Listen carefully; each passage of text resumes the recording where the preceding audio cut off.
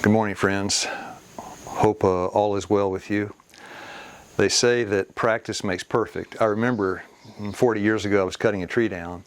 It had a lane toward our cabin. My wife and I were up in the woods in northern Alabama, had built a little cabin. There was a tree with a limb hanging over the roof, and I wanted to cut it down. My experience with the chainsaw was, at that time, very limited. So I climbed up into the tree. I got some ropes, I kind of tied it off, and I figured when I cut the tree, the rope would make it swing away from the house. And so I got it tied off with ropes and everything, went up the ladder, and was cutting this big limb off the tree. And as I finally cut through it, that last cut, the tree began to swing on that rope pendulum I'd built, and it swung away from the house.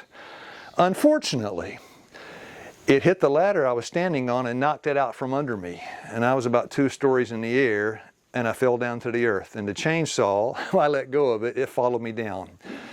Now that just tells me that sometimes practice makes perfect. It may take a whole lot of practice first.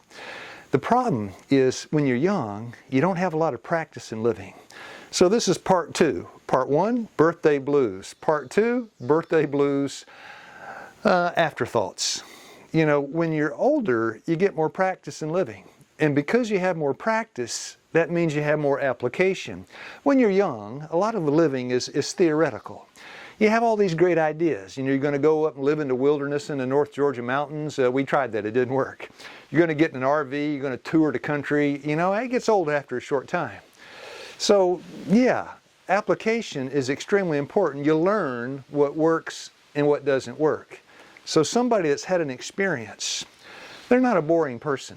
They're not just full of theories. I tell you, theory is boring because that's just talk at a desk, and that doesn't go anywhere.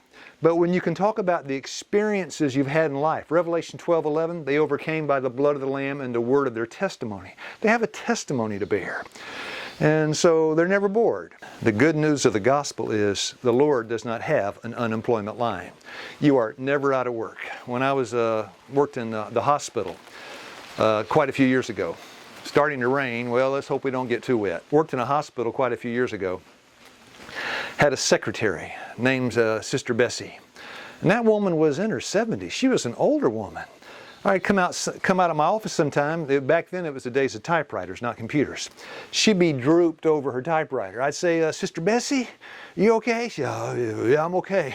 You know, she didn't retire. She never would stop working. Because what do you do when you stop working? You know, if you don't keep active, then you die. You rust up and you die. You just grab one side. You lift it up. Oh.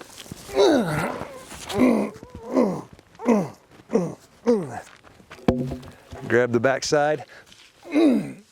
Oh. There's no rocking chair for God's people. There's no unemployment line. I remember she was sick and in the hospital. She would sneak back into the office wearing her house coat, get to work at the typewriter. And I think, you know, basically she died at her work and died happy. This is the future awaiting God's people that have a life of active service, not looking forward to retirement at 65, but looking forward to the kingdom of God. Now, my wife is 67 years old. I want to show you a picture of her, the kind of work she does today. This is Darlene out in the garden pushing a plow. The plow is not pulled by a mule. It's pushed by my wife. My wife works all day out in that garden and works hard at 67 years old. Now, they say health is wealth, and you don't really appreciate your health until you lose it. Well, the way to keep your health is to stay healthy. And one key component of health is hard work. Hard work until the day you die. And in God's plan, that's possible. Deuteronomy 33:25, a verse I love to quote. Deuteronomy 33:25, as thy days, so shall thy strength be. And it tells you, Ecclesiastes 9:11, the race is not to the swift, the battle is not to the strong. God will use us as He's never used us before in these last days because we've got a life of practice. And the practice helps us to gain an experience that is needful. So the employment line is always open for God's people. So no more birthday blues. I challenge you, as you get older, as you get more feeble, as you get some gray hairs, as you get a few wrinkles. See these as badges of heart experience that can be used for God to do things that you could not do otherwise. So may God help us to age gracefully. And when I say that, I mean by God's grace. We'll go out and we'll do it today. Not because of what we can do, but because of what He can do. John 14:6, I am the way, the truth, and the life. And even though the way to heaven is a narrow way, Amos 3:3, can two walk together unless they be agreed? No, He walks with us. And one day, friends, we're going to walk into that sea of glass with the Savior.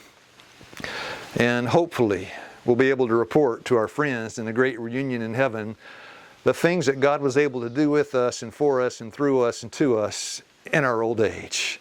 God bless you. You have a nice day.